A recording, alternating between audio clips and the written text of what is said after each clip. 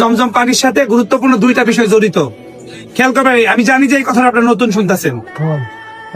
এই জমজমের পানি আমরা জানি এটার মধ্যে খাবারও আছে এবং কি পানি পিপাসাও দূর হয়, এটা তো সবাই জানি আমরা। এই জমজমের পানির একটা দোয়া রাসূল শিখাইছেন, হে আল্লাহ আপনি উপকারী জ্ঞান দেন, প্রশস্ত রিজিক দেন এবং আপনি আমাদের সমস্ত রোগ ভালো করে দেন। এই দোয়াটাও আমরা জানি।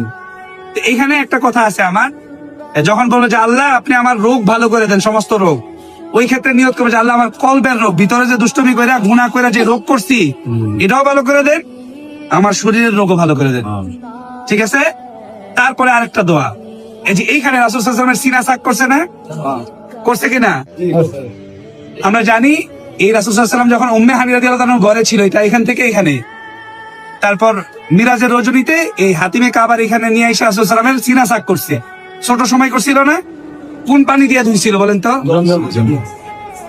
হাদিস শরীফের মধ্যে আসছে সিনা সাকের পরে রাসূলের কল বাবার জায়গা মতো স্থাপন করছে, দুইটা জিনিস দান করছে, একটা হচ্ছে ঈমান আর একটা হচ্ছে হিকমা। তার মানে এই জমজমের পানির সাথে ঈমান এবং হিকমা লুকানো, বুঝতে পারতেছেন?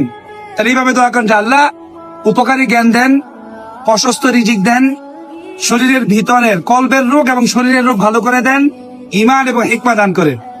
দোয়ার দেখছেন পাওয়ার কত হবে এটার? এবার খান বিসমিল্লাহ বলে।